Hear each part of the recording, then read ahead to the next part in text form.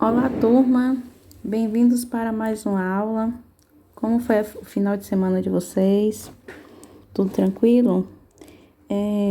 Vamos dar continuidade ao nosso conteúdo sobre classificação de seres vivos e hoje nós vamos trabalhar o reino animal. Eu dividi o reino animal em duas partes. O parte 1, que é a zoologia de invertebrados, e a parte 2, que é a zoologia de vertebrados, ok? Então, hoje nós estudaremos a classificação de seres vivos, reino animal, parte 1, invertebrados. Assistam esse vídeo até o final, porque nele eu vou explicar o primeiro trabalho que vocês vão fazer com base nas orientações aqui da nossa aula de invertebrados. Então, o conteúdo do nosso trabalho da segunda unidade, o primeiro trabalho da segunda unidade, vai ser referente aos invertebrados. Para isso, é preciso vocês assistirem até o final. Vejam bem, vamos falar primeiramente das características gerais do reino animal, num todo, tanto os invertebrados quanto os vertebrados. Primeiramente, nós temos como característica que são seres pluricelulares. Acredito que vocês já sabem qual é o conceito de pluricelular, né? Que possui milhares de células, várias células, ok? Eles também são eucariontes. Lembram que nas bactérias nós temos o grupo dos procariontes, ok? Núcleo primitivo, sem delimitação entre o material genético e o citoplasma.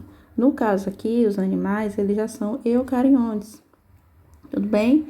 O seu material genético já tem um espaço delimitado, fica lá no nucleolo, dentro do núcleo. O seu material genético, não mais disperso no citoplasma, como no caso das bactérias, que são procariontes. Eles também são heterótrofos, ou seja, incapazes de produzir o seu próprio alimento. Os grupos que nós sabemos que produzem o seu próprio alimento são algumas bactérias, como as arqueias, as algas e as plantas, tudo bem? No caso dos heterótrofos, ou no caso dos animais, eles são heterótrofos. Tá? Hetero significa diferente, trofos, alimentos. São diferentes alimentos. Isso aí vai de acordo a cada filo e a cada espécie. Simetria. A simetria vai estar relacionada à divisão do corpo por um plano imaginário. Então, se eu tenho a simetria bilateral, significa que eu posso dividir esse corpo em duas partes. Por exemplo, no humano, nós temos uma simetria bilateral. O que isso quer dizer? Que eu posso ter o lado direito e o lado esquerdo basicamente iguais. Isso não é o plano do nosso corpo, não é esse? 2 braços, 2 pernas, 2 olhos. Então, quando dividido esse corpo ao meio, eu tenho 2 lados iguais. A simetria radial é aquela dividida em vários planos iguais, mas em forma de raio. Imagine uma roda de uma bicicleta. Então, não tem vários raios divididos em tamanhos iguais?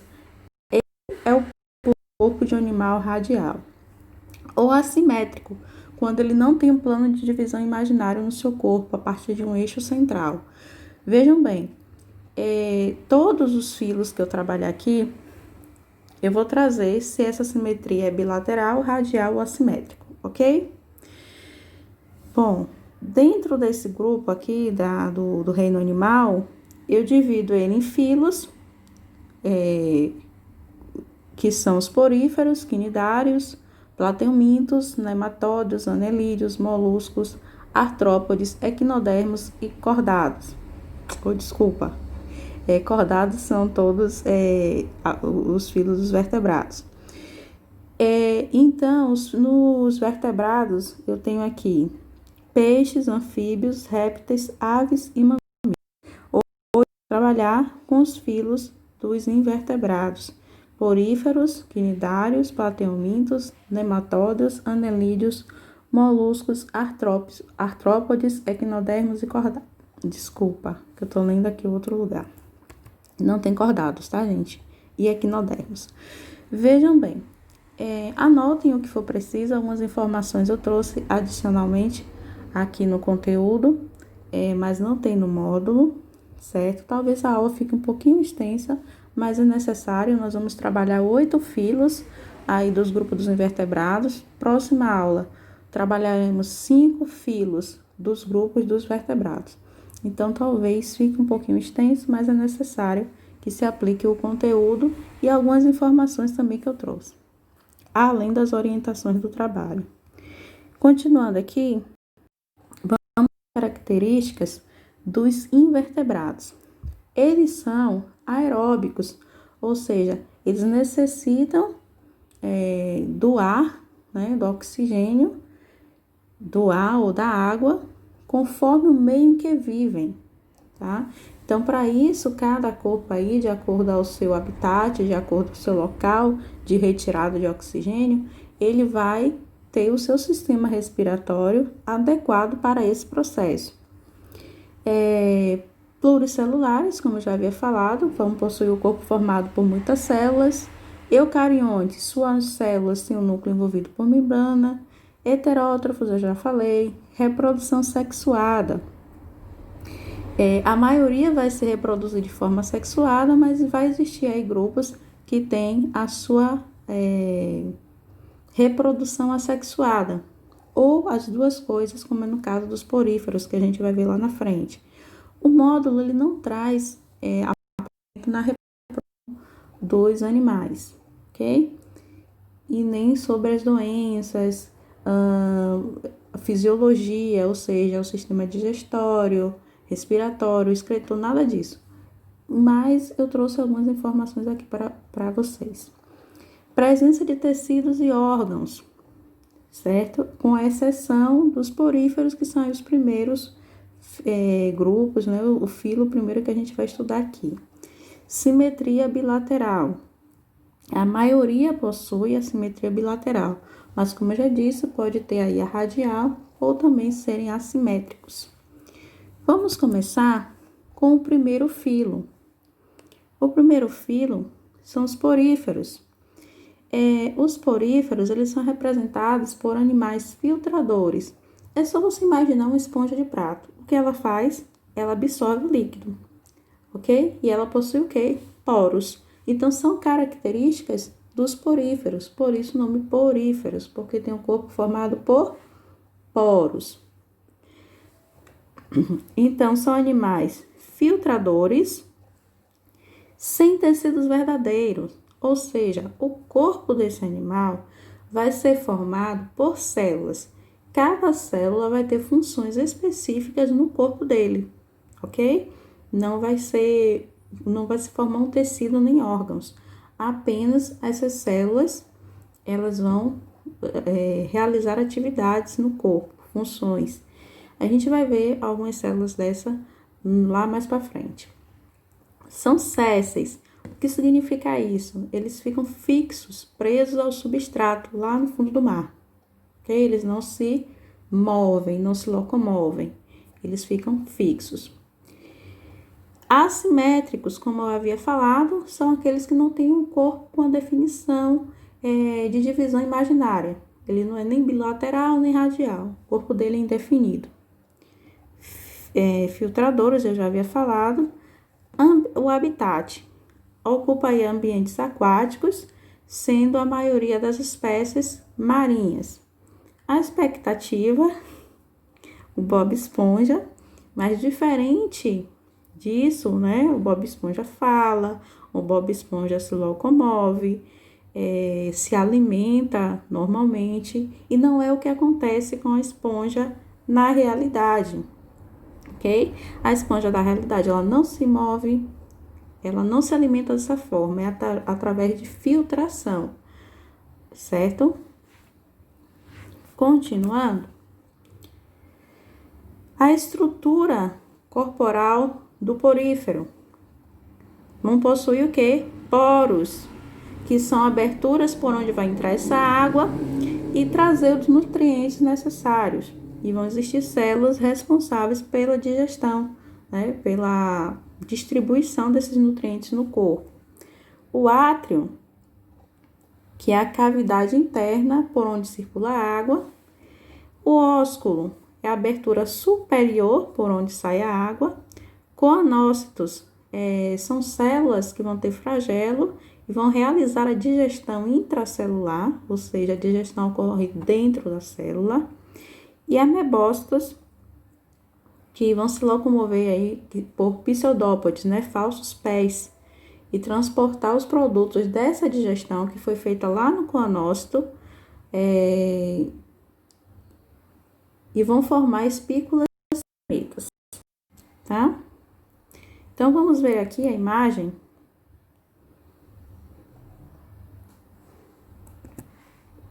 Pronto. Vamos ver aqui. Então, tem o poros, que está em toda a extensão do corpo desse animal, tá? Que poros. Todo animal vai ter poros. É só imaginar uma bucha de prato e olhar o Bob Esponja. O Bob Esponja é cheio de buraquinhos. Ali são poros. Tranquilo? O átrio, que vai ser essa cavidade interna, onde vai passar o quê? A água, onde circula, tá? Então, a água entra pelo poro e percorre todo o átrio. Temos também o ósculo, que é essa parte aqui, ó. Memorizem essa parte, porque ela é importante na reprodução, certo?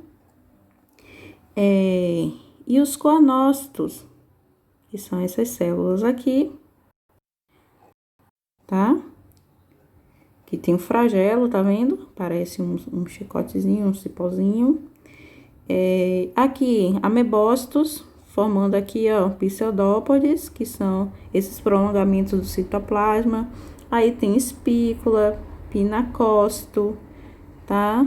Então, são estruturas responsáveis aí pelo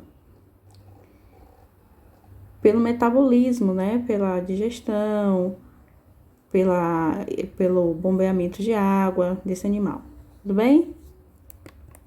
Continuando, é importante lembrar que quando ele absorve essa água também ela vai ser liberada, ou seja, ele absorve pelos poros e libera pelo ósculo, né? Então, ele não vai ficar cheio de água, ele vai ter uma abertura que vai liberar o excesso dessa água. Vamos ver aqui uma imagem onde representa o processo de filtração, tá vendo?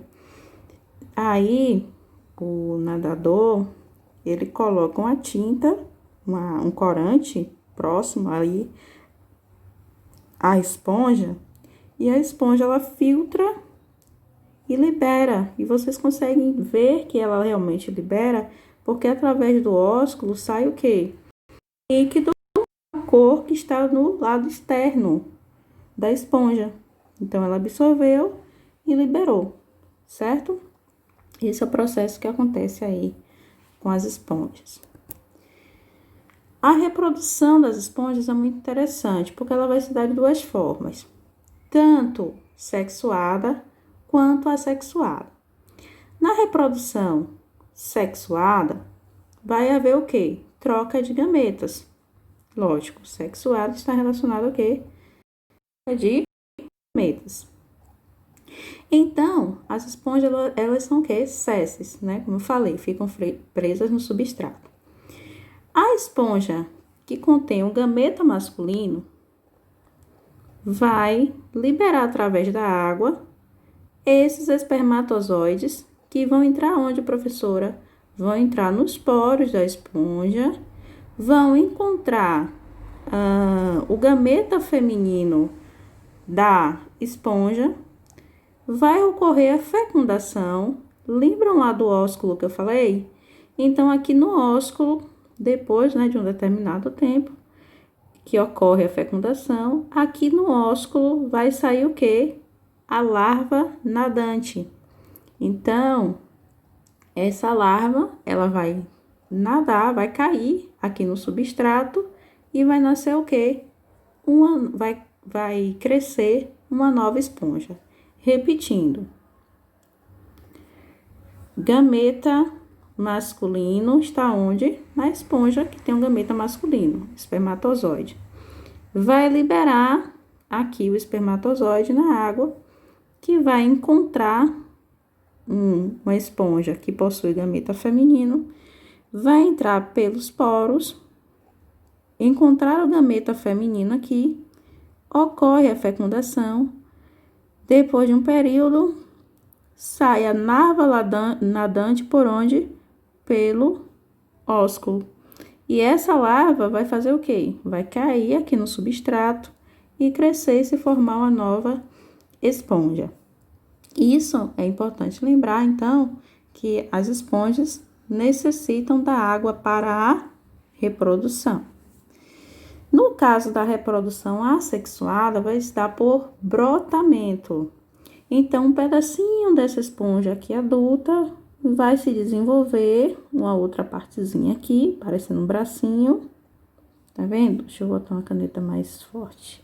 Parecendo um bracinho, que vai ser o broto.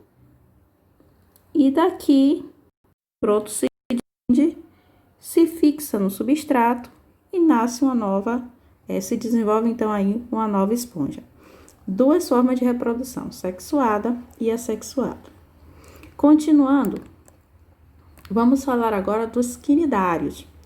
Quem são os quinidários? Os quinidários são animais que eles vão se dividir em duas fases. A fase jovem, que é o pólipo, e a fase adulta, tá? O pólipo, ele vai ser séssil, ou seja, vai ficar fixo no substrato. A medusa já vai ter sua forma de vida nadante, ou seja, livre, tá? Vão possuir células urticantes, que vão liberar toxinas que podem até causar aí um grande queimor, um ardor, certo? Liberam aí substâncias tóxicas. Para esse grupo, essa substância é importante para capturar alimentos e também para a defesa. Mas aí os seres humanos, eles podem causar lesões caso entre em contato com essa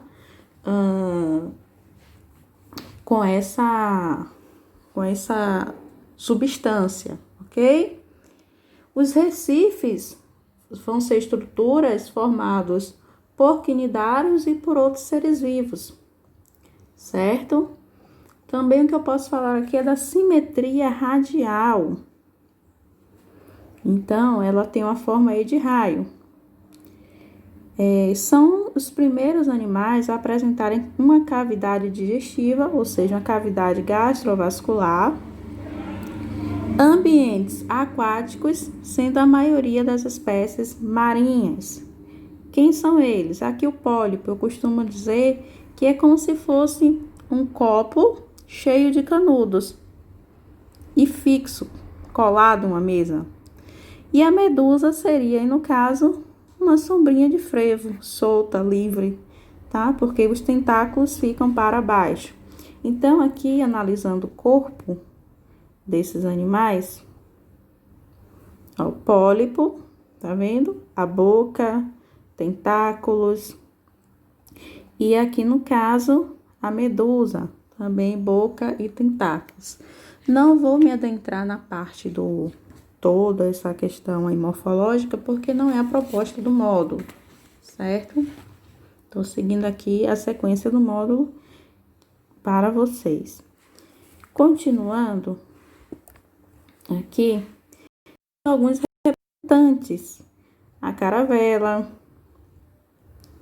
temos aí a água-viva. A caravela, no caso, seria aqui a junção, né, das águas-vivas.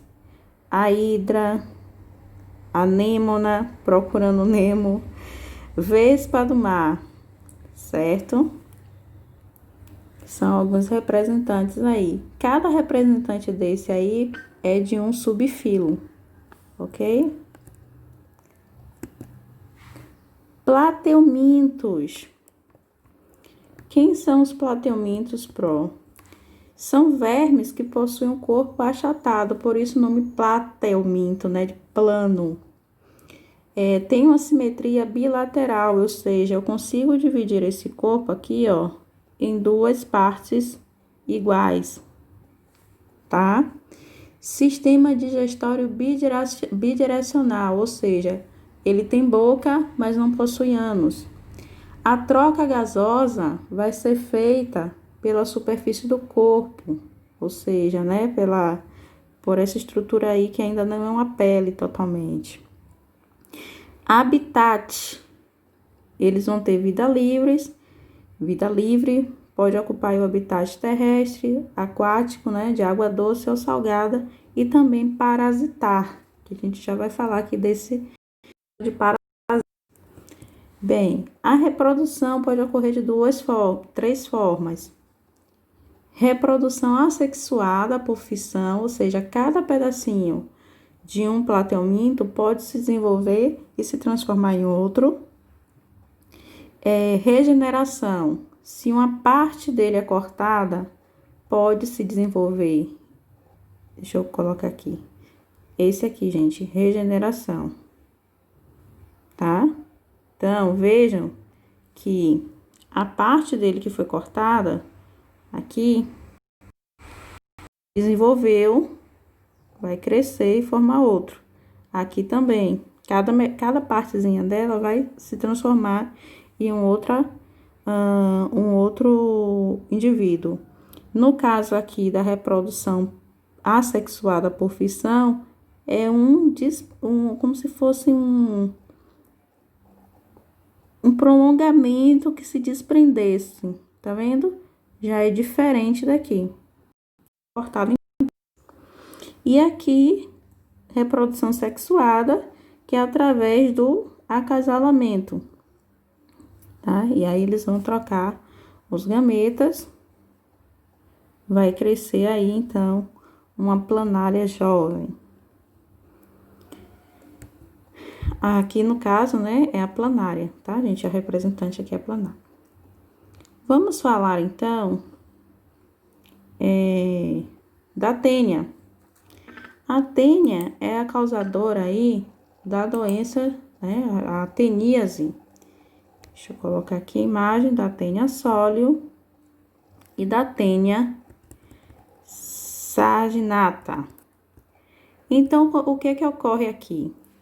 A tênia sóleo, ela,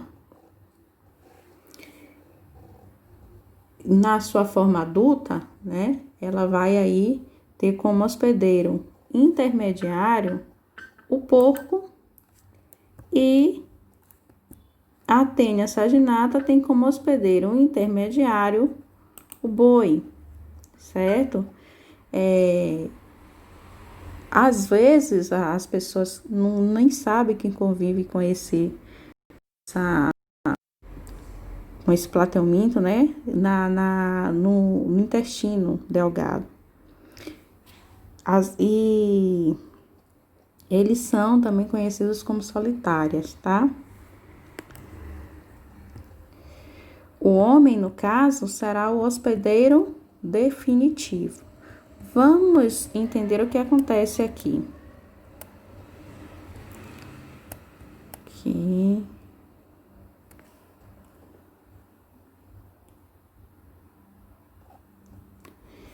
Vejam bem, a pessoa que come aí, né, se alimenta de carne de porco ou carne de boi mal passado, mal cozido, né, mal assado, vão conter, nessa carne pode conter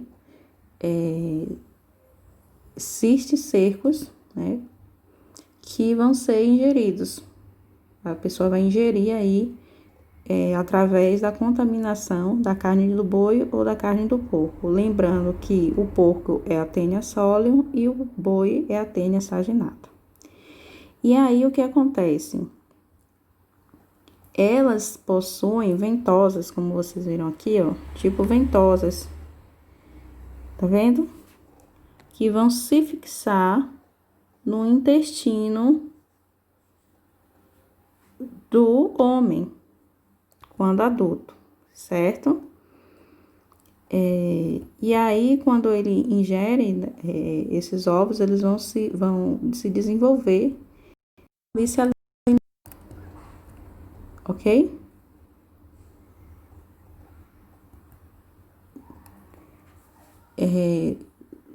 vão se alimentar dos nutrientes.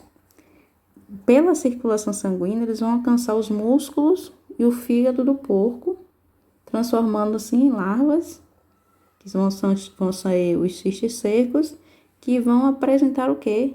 O escólex, que vai fazer uma invaginação na vesícula. Aí o homem vai se alimenta dessa carne mal cozida, né? Do porco, a carne suína, vão liberar esses escólex que se fixam nas paredes intestinais através dos seus ganchos e ventosas. Então, tá vendo aqui? Deixa eu colocar aqui de novo. Então, vão se prender.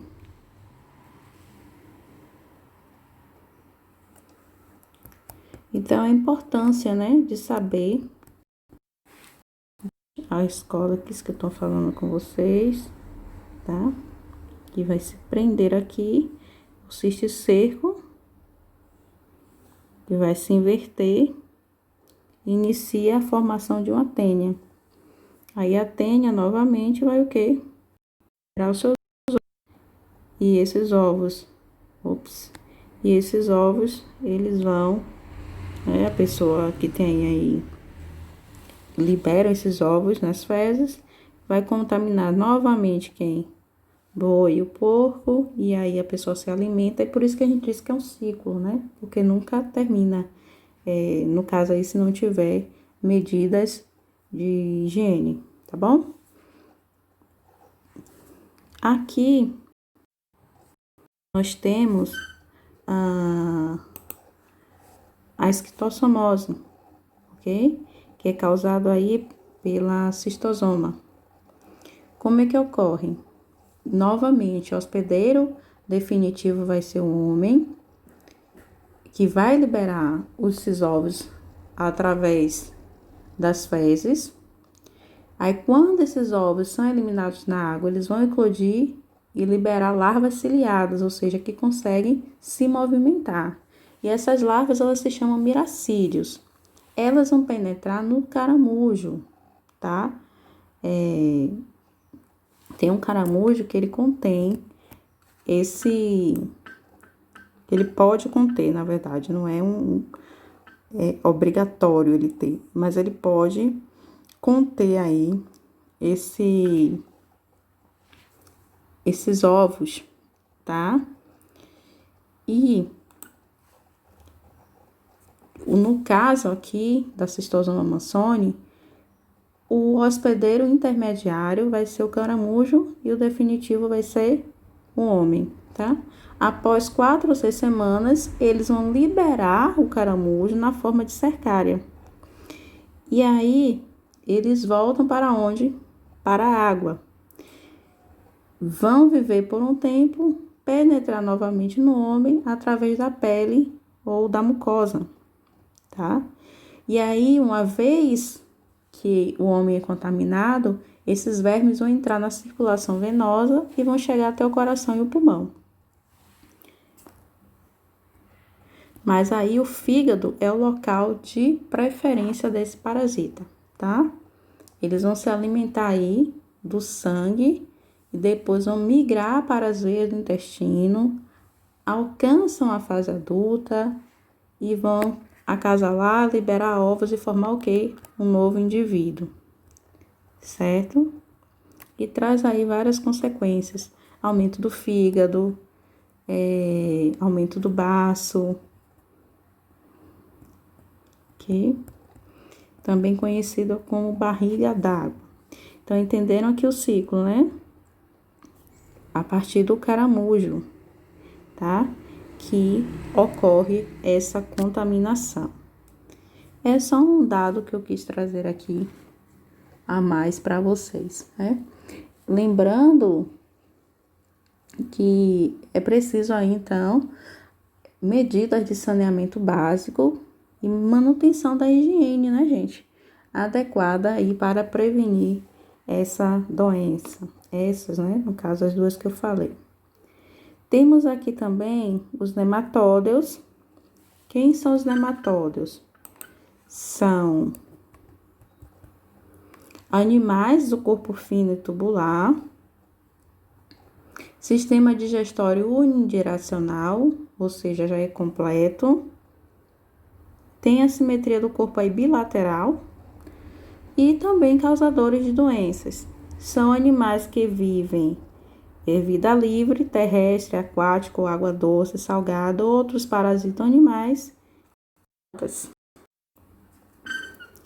Aí, no caso, a doença que eu vou abordar aqui para vocês é a ascaridíase, certo? Que é causado pelo verminose Ascaris lumbricoides.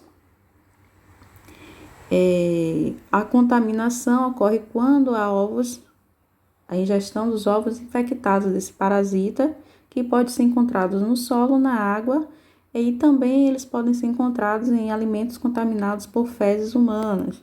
Por isso, é importante lavar as frutas e verduras direitinho, certo? Porque uma vez ingerido na água que não é tratado, novamente falando saneamento básico,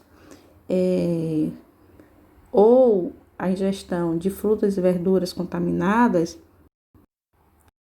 esse animal ele vai se introduzir, né, no tubo digestório humano. Aí no intestino delgado, cada ovo se rompe e vai se liberar o quê? Uma nova larva. E essa larva vai entrar no revestimento do intestino, cair na corrente sanguínea, atingir fígado, coração e pulmões. Certo? Então, é importante aí o cuidado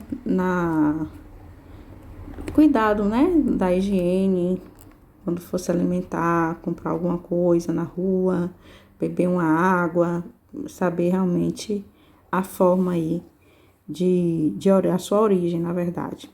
Vai apresentar formas larvais, que são essas formas aí que começam a liberar, né? Que se libera no intestino do delgado, vai penetrar a mucosa e por via venosa vai alcançar o quê? O fígado e o pulmão, de onde alcançam a árvore brônquica, que está aí no brônquio, né? Profilaxia, o que fazer? Saneamento básico, medidas higiênicas, como lavar as mãos antes das refeições, lavar bem os alimentos e ingerir água somente potável ou filtrada, que alguns locais ainda não tem, né? Infelizmente, todos esses cuidados. Continuando, aqui é a imagem que trata esse ciclo, tá? Que não tem aí no livro, mas eu quis trazer para vocês. Continuando aqui, anelídeos. Anelídeos são animais de corpo metamerizado, ou seja, possuem segmentos, tipo anéis, tá? O corpinho dele todo dividido. Tem a simetria também bilateral, sistema digestório unidirecional, ou seja, já tem boca e ânus, é um sistema digestório completo. A troca gasosa é cutânea, ou seja, é feita através da pele. Habitats, animais de vida livre, terrestres ou aquáticos, de água doce ou salgada. Exemplos, nós temos aqui a minhoca, que está aí na classificação de oligoqueta, né? Ou seja, ela não tem cerdas, seu corpo é liso. Temos também o outro, que é o poliqueta, porque possui muitas cerdas, tá vendo? Esse aí do meio. E o sanguessuga, que é irudíneo, que também tem o seu corpo liso, tá? A minhoca apresenta poucas, esse do meio, poliqueta marinho, muitas cerdas, né? Poli, muitas. E os sanguessugas são irudíneos, não possuem nenhuma cerda. A importância dos anelídeos. Fertilizam o solo, no caso aí, as minhocas, quando elas estão aí se locomovendo debaixo do solo, elas conseguem pegar esses nutrientes de um local e transferir para outro local, tá? Fazendo também a aeração das raízes das plantas, levando ar cada vez que ela percorre, né, que ela vai se locomovendo, ela vai abrindo espaço dentro do solo, levando ar para as raízes das plantas. Penetração das águas da chuva ajuda a não deixar os locais empoçados, porque ela, novamente, ao se locomover, transfere aí, né, faz aberturas, tá, dentro do solo. A sanguessuga libera uma substância anestésica e anticoagulante. Há períodos atrás, elas eram utilizadas aí para evitar, né, que a pessoa que tivesse aí um problema e precisasse não sentir dor, tá? Então, ela servia como anestésico e parava também de coagular, ou seja, o sangue não ficava ali em formato sólido. Aqui estão as minhocas, bem bonitinhas. Atualmente, os sanguessugas ainda estão voltados, principalmente para remover hematomas produzidos por feridas traumáticas ou por cirurgia. Então, eles são importantes aí na área da medicina. Artrópodes, ô filo lindo. Os artrópodes têm como características gerais que vão ter articuladas, ou seja, com movimento, com divisões, com funções diferenciadas. Exoesqueleto quitinoso, é lá nos fungos que nós encontramos essa proteína, tá? E aqui está presente também. Por que exoesqueleto? Porque é um esqueleto externo. Os animais do filo dos artrópodes, nem todos têm exoesqueleto, mas os que têm possuem um exoesqueleto quitinoso, um esqueleto externo. O corpo metamerizado, ou seja, também vai existir animais com corpo com segmentos. Simetria bilateral, ou seja, dividido em 2 planos. Sistema digestório unidirecional, ou seja, completo. O exoesqueleto sofre mudas, que nós chamamos de equídeses, tá? Durante a fase do crescimento e vão ser controlados pelo hormônio equidisona. O que é isso, professora? Vejam bem, imagina que o homem de ferro, ele nascesse com aquela armadura de ferro, fosse uma criança. Só que o corpo dele internamente, a sua musculatura, ele vai ter que crescer. Digamos que a armadura do homem de ferro seja o exoesqueleto, certo? Só que dentro dele ele precisa crescer. Então, cada vez que ele cresce, ele vai ter que tirar aquela armadura e transformar novamente, crescer novamente. É o que acontece, por exemplo, com o siri. Já ouviram falar de siri mole? Na verdade, o que acontece? O siri, ele passa por mudanças, né? Por transformação no seu exoesqueleto. E isso se dá pela fase de crescimento. Então, chega um período que aquele exoesqueleto é liberado e ele começa a formar um novo exoesqueleto, certo? Através desse hormônio aí, equidisona. E chega um período que ele precisa se alimentar e ele sai, por exemplo, em lua cheia. Então, os pescadores vão lá e pegam esse siri ainda nesse processo de muda, entendeu? Vocês já viram, por acaso, um corpo, só uma estrutura de um gafanhoto? Quando eu era criança, eu achava que ali era o esqueleto do gafanhoto. O gafanhoto morreu e perdeu e secou aqui. Não era. Ali, na verdade, é porque ele também passa por esse processo, ok? O gafanhoto é um inseto e ele precisa passar por esse processo de muda, né? De transformação ali do seu exoesqueleto, certo? Continuando aqui, temos vários subfilos dentro do filo dos artrópodes. Quem são esses filos, subfilos? Eu tenho os representantes dos insetos, besouro, borboleta, ok? Aqui ficou junto a aranha, mas a aranha não tem nada a ver nessa imagem.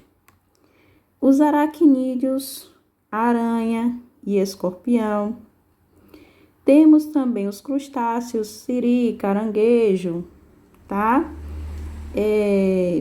E os miriápodes, que são aí as lacraias, centopeias, também chamado de diplópodes ou quilópodes, tá bom? O piolho de cobra, gente, é um miriápode e não vira cobra, tá? A gente cresce ouvindo, mata o piolho de cobra que vai virar cobra. Gente, cobra é um vertebrado, não tem nada a ver com piolho de cobra, tá? Piolho de cobra está lá no grupo dos invertebrados e não passa por essa transformação absurda, tá bom? Continuando aqui, aqui é a parte da equídese que eu falei com vocês. Bom, então vejam que eles têm um crescimento rápido, parada de crescimento, muda. Aí, novamente, o crescimento rápido, parada de crescimento, muda. Novamente, um crescimento rápido. Então, a cada parada de crescimento, ele precisa fazer a muda, porque é como se essa armadura, lembra lá do Homem de Ferro?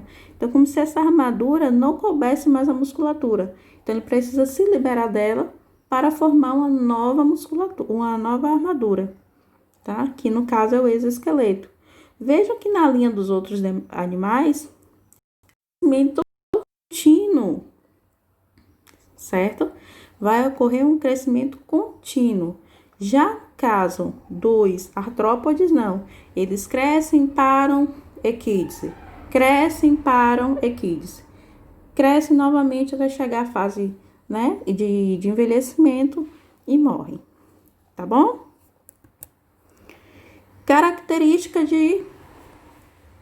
dos artrópodes. Vou falar aqui, mas vocês podem pausar o vídeo aí e copiar essas informações, tá? No caso dos insetos, o habitat é terrestre, desenvolvimento direto ou indireto, ou seja, existirão insetos que nascerão parecendo o que vão ser na fase e outros que são totalmente diferentes. Por exemplo, a borboleta. A borboleta, ela tem um desenvolvimento indireto, certo? Então, ela não nasce parecendo uma borboleta, ela nasce em uma forma de larva, primeiro, para depois se transformar em uma borboleta. Divisão do corpo dos insetos, cabeça, tórax e abdômen. Número de patas, 6. Antenas, 1 par. Respiração por traqueia, exemplo, barata e pulga. Crustáceo, o habitat aquático, desenvolvimento também direto e indireto, divisão do corpo, cefalotórax e abdômen, ou seja, a cabeça junto com o tórax, por isso cefalotórax. Número de patas variável, isso aí vai depender da espécie. Pares, respiração branquial. Exemplos, caranguejo e o camarão, certo? Então, vocês olharem o corpo do caranguejo e do camarão, vocês não veem um pescoço, vocês não veem uma divisão entre a cabeça e o abdômen, ou e o tórax. É tudo unido. Aracnídeo, ambiente terrestre, desenvolvimento direto, exceto os carrapatos. Divisão do corpo, cefalotórax e abdômen. Número de patas, 8. Antenas, não possuem. Respiração filotraqueal. Exemplos, aranhas, carrapatos, tá?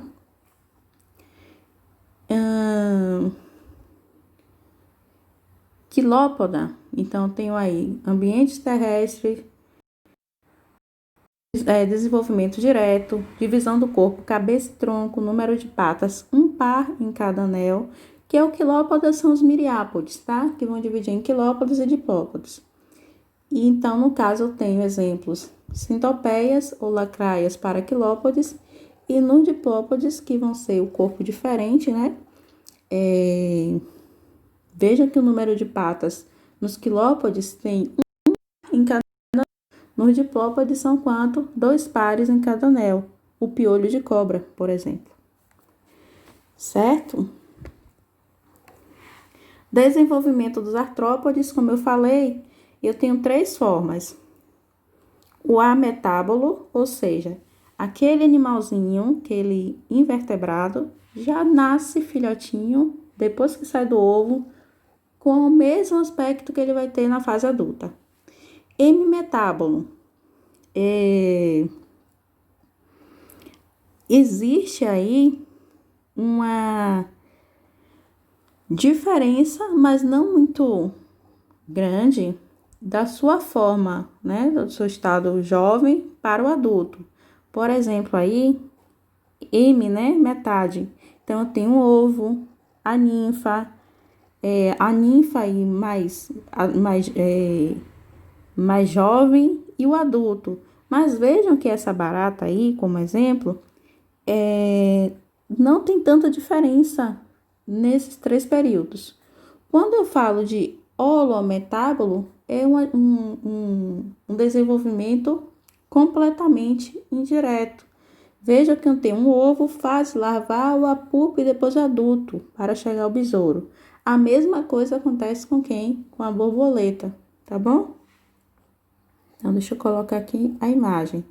Hemimetábulo, eu tenho um ovo, ninfa, 2 fases, e mais características já mostram que vai ser uma barata. Todo mundo conhece quando é uma barata filhote, né? Você olha e fala, um filhote de barata.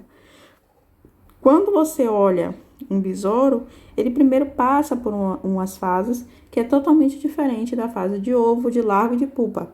A mesma coisa com a borboleta. Gafanhoto é ametábulo, ou seja, o gafanhoto ele já nasce parecendo um gafanhoto, tá bom? Aparelho bucal dos insetos também vão ser diferentes. No caso, eu tenho o sugador, que é o da mosca, o sugador, que é no caso da mosca, o picador sugador, que é no caso dos mosquitos e dos piolhos. Ele pica a pessoa, né, ali na pele, e suga o sangue, no caso, né? Mastigador, triturador, gafanhoto, grilo, barata e besouro. Mastigam, já viram gafanhoto mastigando folhas? Pungitivo, ou seja, agudo, no caso das cigarras, e lambedor, sugador, no caso das abelhas. Filo dos moluscos. São animais com corpo mole, com ou sem concha. A simetria também é bilateral. Sistema digestório completo. Habitats, animais de vida livre, terrestre, de água doce. Algumas espécies apresentam larvas e são parasitas de guerras de peixes, tá? Exemplos, temos mexilhão, lula, polvo, caracol de jardim. Como ocorre a formação da pérola? Alguém já ouviu falar? Como é que ocorre a formação da pérola? Pois bem, ocorre através das ostras, que são animais pertencentes ao filo molusca, tá? Que é dos moluscos. Geralmente eles são, as ostras, né? São bivalves, tem 2 conchas. Então, a sua musculatura é interna nessas 2 conchas. A produção da pérola vai ser, na verdade, um mecanismo de defesa do animal. Então, quando ocorrer uma penetração de corpos estranhos, como grão de areia, parasita, pedaço de coral ou rocha, entre essas conchas, né, e o manto, quando esse corpo estranho entra no interior da ostra, o manto do animal vai envolver essa partícula em uma de suas camadas epidérmicas, que vão produzir várias camadas de uma substância que vai originar a pérola, tá? E isso demora em média de 3 anos para acontecer.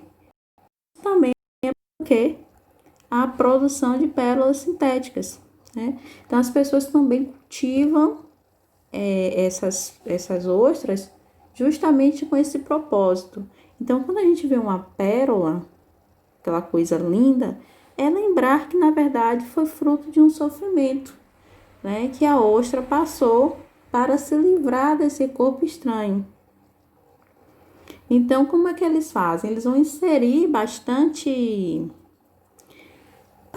partículas pequenas no corpo da ostra, a fim de que ela produza esse material e envolva essa partícula e daí forme-se a pérola, tá?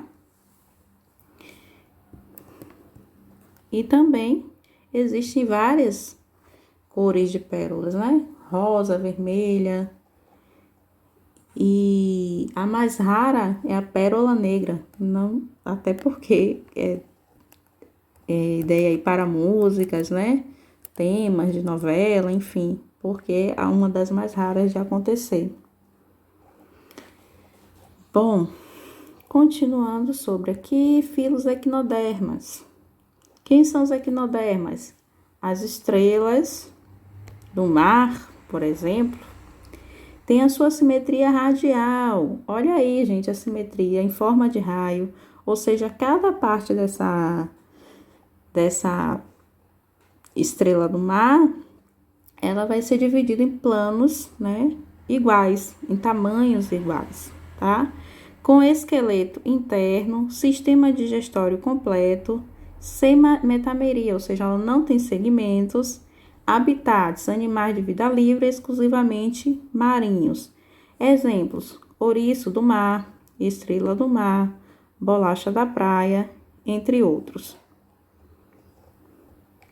O sistema ambulacrário, tá?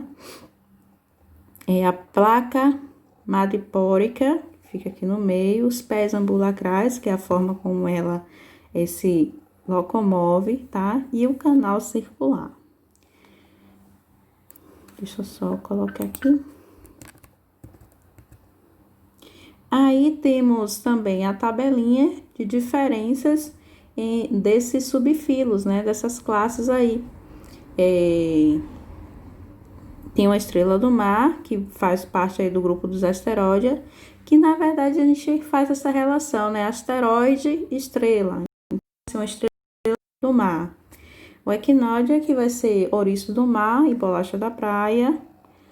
Holotoroide, que vai ser vão ser os pepinos do mar. Porque eles parecem, gente, tem uma característica semelhante, tá? Crinoide, que vão ser os lírios do mar. E Ophiuroide, que vão ser as serpentes do mar. Todos eles realmente têm uma semelhança com esses nomes, né? Com estrela, com bolacha, com pepino, com lírios, tá? Aqui estão eles, estrelas no mar, ouriço do mar, lírio do mar, pepino e serpente do mar. Já tive o prazer de ter em mão esse aqui, ó, o ouriço do mar e a serpente do mar. Lindos, fantásticos. Continuando, vamos para a orientação do nosso trabalho. Vocês já viram que alguns desses invertebrados, eles compõem filmes e desenhos? É justamente sobre isso que a gente vai trabalhar.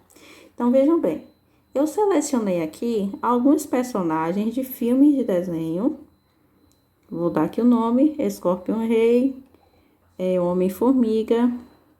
Aqui eu tenho uma estrela, né, o Patrick. Não vou falar muito não, porque isso vai ser o trabalho de vocês. Tenho aqui o Homem-Aranha, Lula Molusco, Sirigueixo, as formigas aí de vida de inseto, a centopeia de vida de inseto e o Bob Esponja, tá bom? Que está lá nos poríferos. Já dei uma boa ajuda aqui, tá bom, gente? O que vai acontecer? O trabalho de vocês é esse. Vocês vão pegar esses animais aqui, mostrei todos eles, e mais um, porque aqui eu tenho 9 9 animais representados aqui em filmes e desenhos. Então, vocês vão completar com 10. Vão escolher mais um, vão fazer a tabela. Pode ser folha de ofício no computador, tá? Vão desenhar uma tabela semelhante a essa. O que vai ter nessa tabela? Animal, filo, subfilo, né? Classe. Habitat original, ou seja, do animal verdadeiro. Um filme e desenho que ele esteja presente e o nome do personagem. Por exemplo, eu mostrei o Homem-Aranha. Então, qual é o animal representado? Aranha. Qual é o filo? Artrópode. Subfilo? Aracnídeos. Habitat original, onde é que as aranhas vivem? Ambiente terrestre. Qual foi o filme ou desenho que eu procurei? O Homem-Aranha. Qual o nome do personagem? Peter Parker. Então, vocês vão pegar todos os outros que estão lá e acrescentar mais um e fazer a classificação desses invertebrados. Olha que trabalho gostoso de fazer. Procurando filmes e desenhos. Então, vocês vão encaixar eles nesses filos, no subfilo, no habitat. Qual desenho é que pertence o nome do desenho? Por exemplo, eu falei da formiguinha de vida de inseto, mas eu não sei o nome do personagem. Aí, tem o Patrick, lá do Bob Esponja. Aí, o que é que o Patrick é? Vocês vão me dizer qual o animal e qual filho e subfilo que ele pertence, entendeu? Então, vocês vão classificar. No total, são 9, que eu já deixei aqui.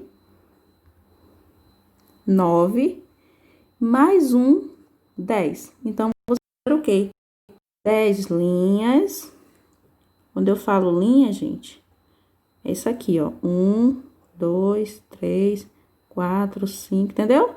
10 linhas e as colunas são essas aqui. Animal, filo, subfilo, habitat, filme e o nome do personagem no filme. Ok? 10 linhas na horizontal e 6 linhas na... Não, 10 linhas na vertical e 6 linhas na horizontal, certo? Vocês vão procurar mais os 9 e fazer a classificação. Como vai ser? Então, é só para lembrar, pesquisar mais um invertebrado para completar 10 animais na tabela. Como vai ser? Fazendo um caderno com identificação, pode ser digitado ou pode ser também na folha de ofício. Pro não tem folha de ofício, não tem como pegar. Vejam bem, o prazo é até dia 8 de junho. Então, dá tempo de correr atrás e pesquisar. E procurar em uma folha de ofício. Caso não, pode fazer na folha de caderno. Mas façam de uma forma que eu consiga enxergar o que está escrito, com caneta legível, a escrita bem feita, que dê para eu visualizar, tá bom? Usem régua para fazerem as linhas, não tenta fazer com a própria mão, porque a coordenação da gente falha.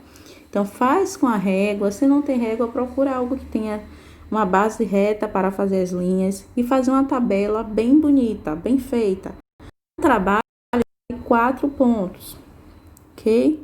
Então, vou abrir a seção aqui para quem não conseguir fazer na folha de ofício, fazer na folha de caderno. Mas se tiver folha de ofício, vai ficar muito mais bonito.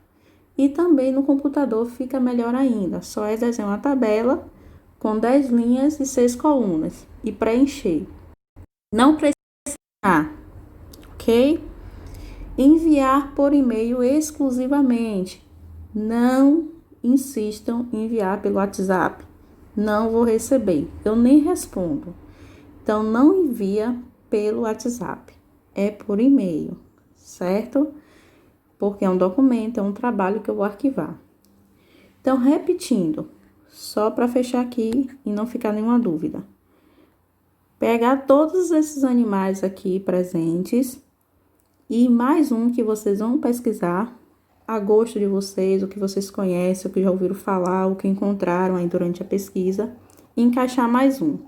Então, 9 que eu tô dando, mais um que você vai pesquisar. Criar uma tabela de classificação. Nessa tabela, você vai descrever quem é um animal, o filo que ele pertence, o subfilo, o habitat, o filme ou desenho que você encontrou, ele representado, e o nome do personagem desse filme, desse desenho, certo? Colocou aí, envie por e-mail, faz a sua tabelinha bem bonitinha. Tudo bem? Data até 8 de junho. Dá tempo suficiente, não é um trabalho difícil, não gasta material, certo? Dá para fazer até no mesmo dia. Aí são as nossas referências. Até a próxima aula. Espero que tenha gostado da aula. Talvez tenha ficado um pouco extenso, eu não sei quanto tempo tenho aqui. Mas é isso, a gente precisava fechar esse conteúdo de invertebrados. Próxima aula, animais vertebrados, tá bom? Fique com Deus. Bob Esponja aí mandando um abraço para vocês. Não esqueçam de identificá-lo. E tchau. Até a próxima. Beijo.